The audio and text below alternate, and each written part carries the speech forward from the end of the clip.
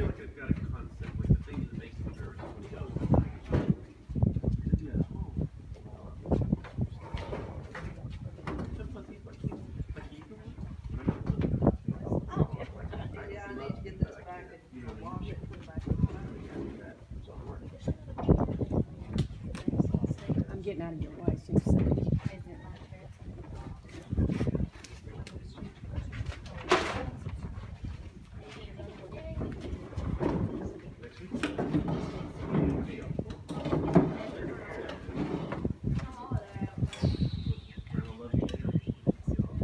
No, it's my school, but is getting ready. And I'm being honest.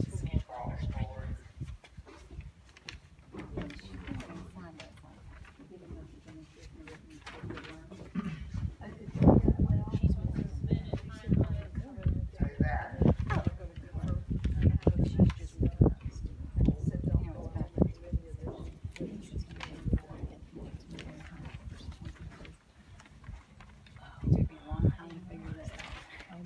I better check my notes. But it's backwards from everything. Thank you, sir. Exactly. Exactly. What's in my hand?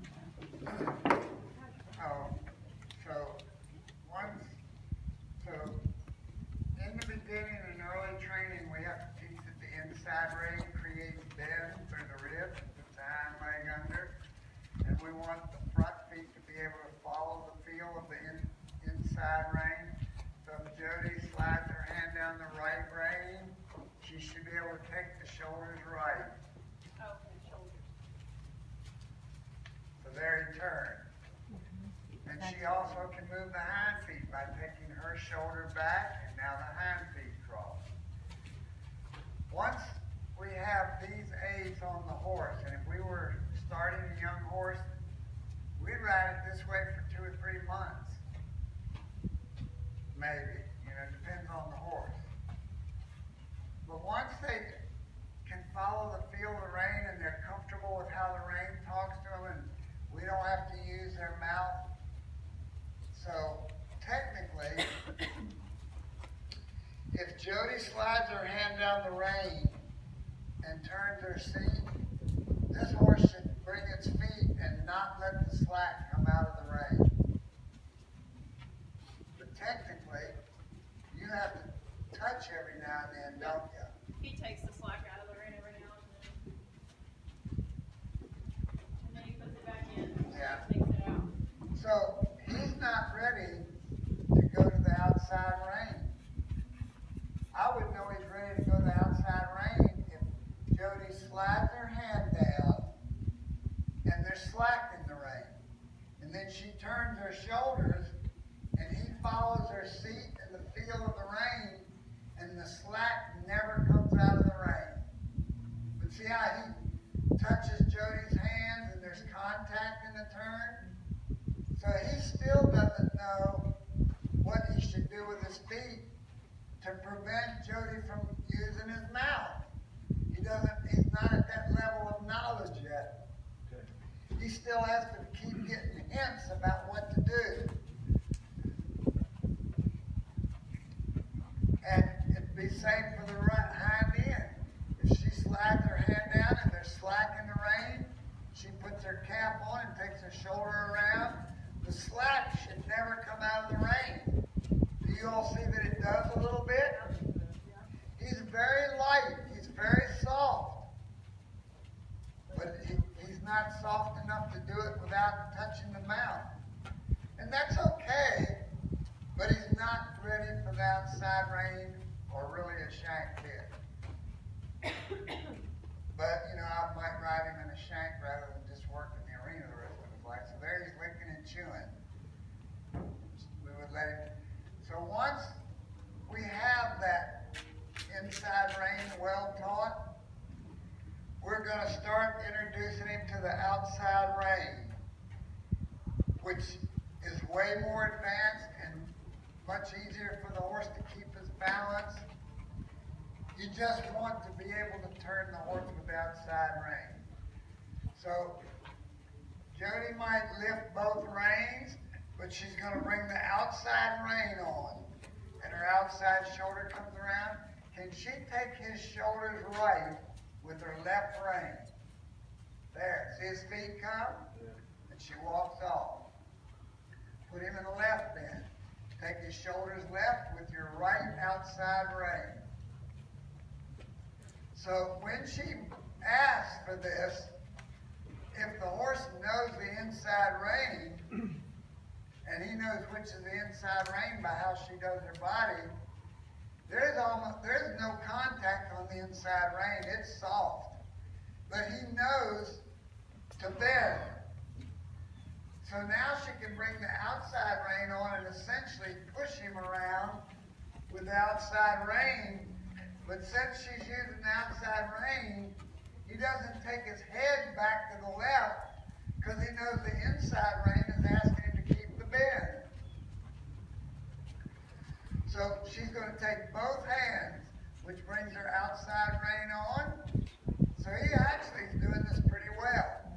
So she's not pulling on that rein. It just lays on his neck. He's turning from her seat. When the rein touches his neck, he knows to move off of it and follow her seat.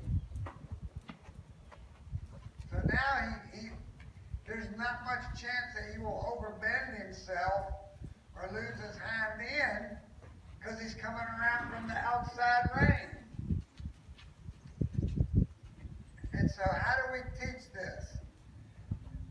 Well, we do start by doing what you all did this morning. We might walk a geometric circle.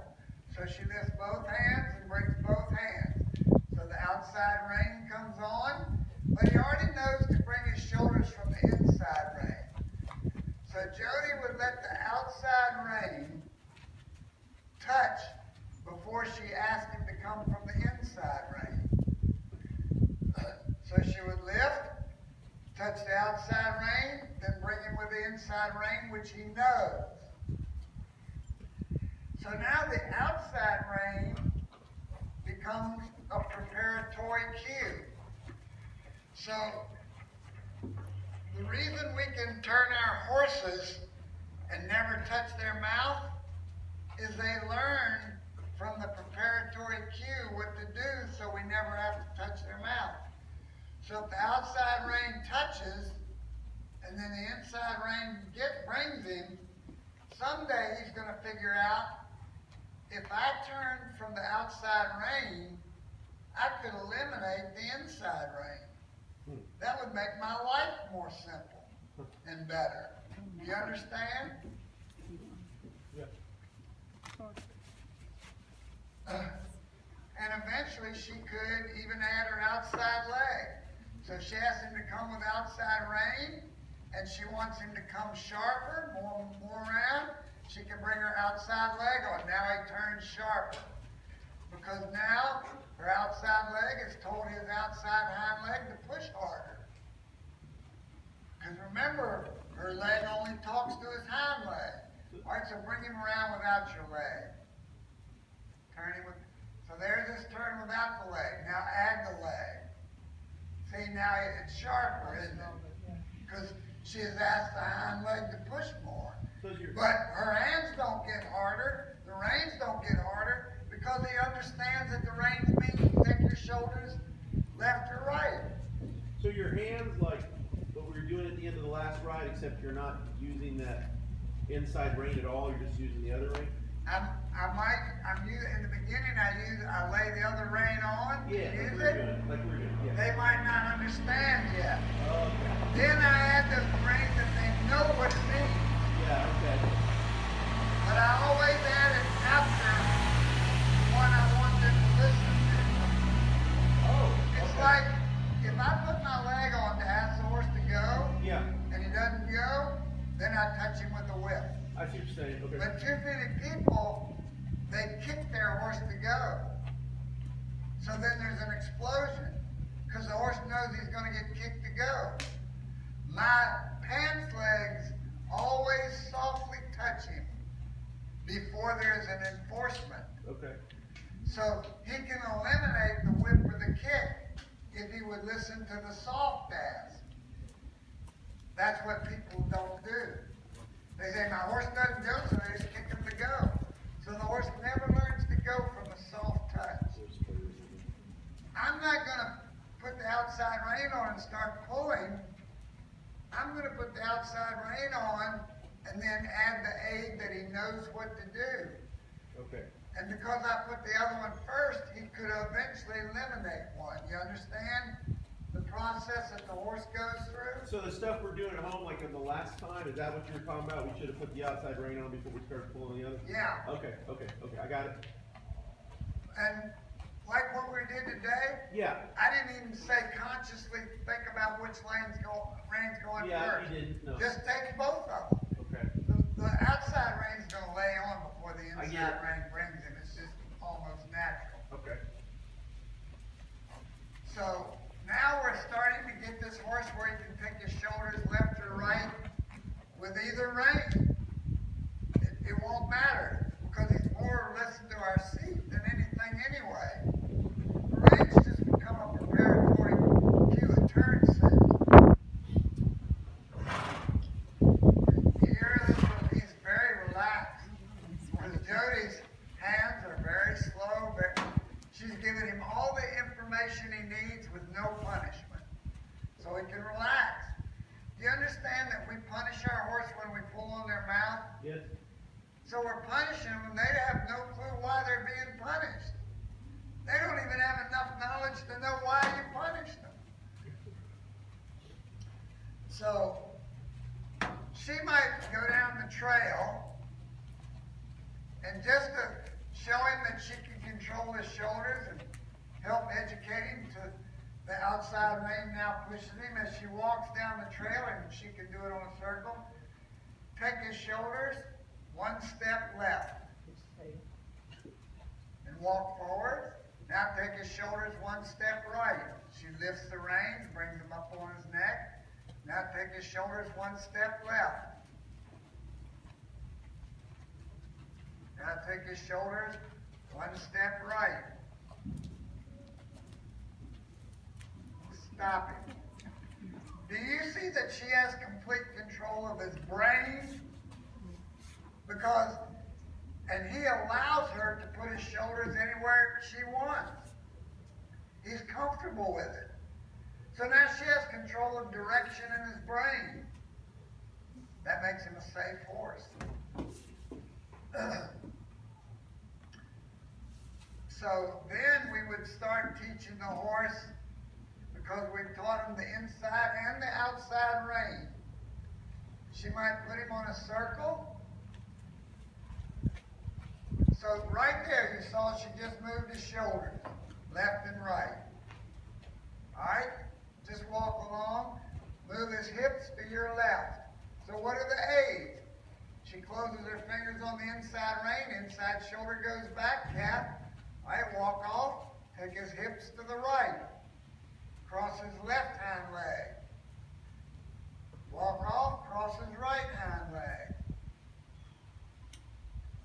Alright, go down the trail.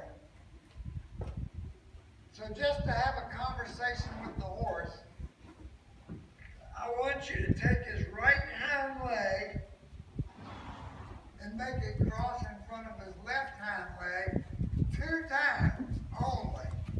And when after the second time, I want you to take his left front leg and cross it in front of his right front leg. Hang on, we got stuff. There we go. So he's not completely ready to do this, but there it is. And now walk. Alright, so pet him and give him a break. There we go. So I say this at every clinic, so I know some of you have heard this. How many of you know people or have so-called friends that when you see them coming, you know they want something?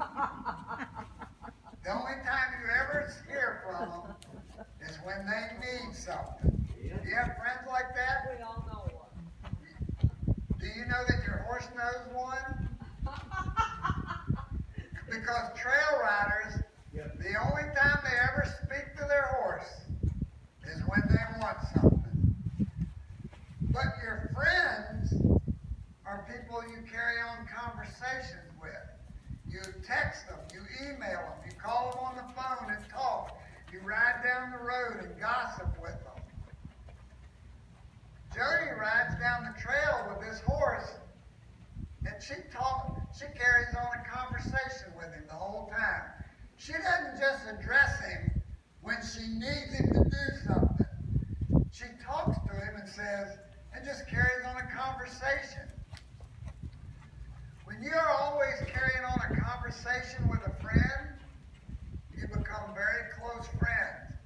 You almost can read each other's mind. That's what my horse is to me. So Jodi just goes down the trail and she just invents ways to have a conversation with the horse. She might move his shoulders, move his hips. So now I want to know, can you move his shoulders and his hips together? So Jodi's going to ask him the leg yield. So her reins are going to say shoulders go left, and her shoulders and legs are going to say hips go left. So now we have a leg yield. See him crossing front and back? So now she's going to release and walk on. She's not going to make him stay in it. See his head going lower? Because leg yield puts the inside hind leg under the center of balance, which creates relaxation for the horse. So leg yield is a very relaxing movement for a horse if you're not pulling them and shoving them. If they're just following your seat and following your hand like that. So when she walks off, his head's going to go down. So we want leg yield on every horse we trail ride. And every horse we train, we put it on there. Because what if you're going down the trail and there's no room to circle your horse and put his hind leg under? There's just a narrow trail. How are you going to relax him if he starts to get energized? If you can leg yield him, you can relax him. But if you haven't done 1,000 leg yields, when he becomes energized, you're going to have to pull on his face and shove him in the ribs with your leg to get the leg yield. All right, so if Jodi's hands lift and go sideways, his shoulders follow. Jodi's left shoulder comes back, and she doesn't even put her leg on. He's just following her seat. Can you possibly hold your left leg off and ask him to leg yield to prove to them that you're not doing it with your leg? There he goes. You see that she's not even putting her leg on? It's called leg yield, but we don't need our leg to leg yield. We teach our horses to follow our seat. If you teach your horse to follow your seat, why would he be buddy, sour, or spook when security is under your seat? But if you're always shoving him around with your legs and pulling him with your reins in the mouth, why would he want to follow you? We don't use our legs to turn, leg yield. We only use our legs when we want the hind leg to do something. So if Jodi asked his horse to leg yield, and he went out in the shoulders, and he left his rear end behind, then she would put her leg on and say, your hind leg, there. See, now, see how the horse instantly, can you all see that the horse instantly acts with his hind leg? You know why? Because Jodi has made it very clear that her leg talks to his hind leg. She doesn't use her leg all the time. So you men are going to know what I'm talking about. You don't have to say anything, you know, because...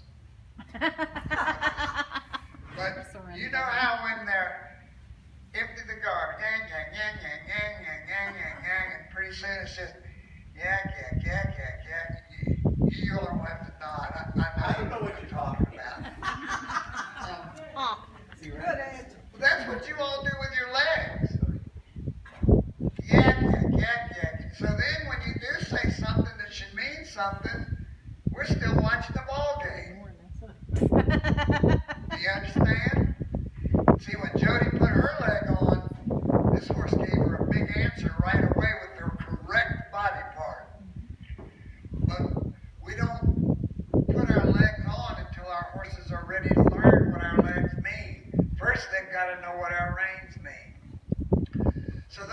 the two biggest things that we teach that would advance you before the next time I hopefully would see you. It's very important that we get the horse to where the outside rein brings his shoulders, but he's got to be ready for it. It's important that I can leg yield because I want to know, can I move both ends of the horse at the same time? Or do I have to just speak to him one word at a time? Could I speak to him in a sentence? And I also have the leg yield as a tool to regain relaxation if he gets energized while I'm riding. What else do you want to add, Jodi?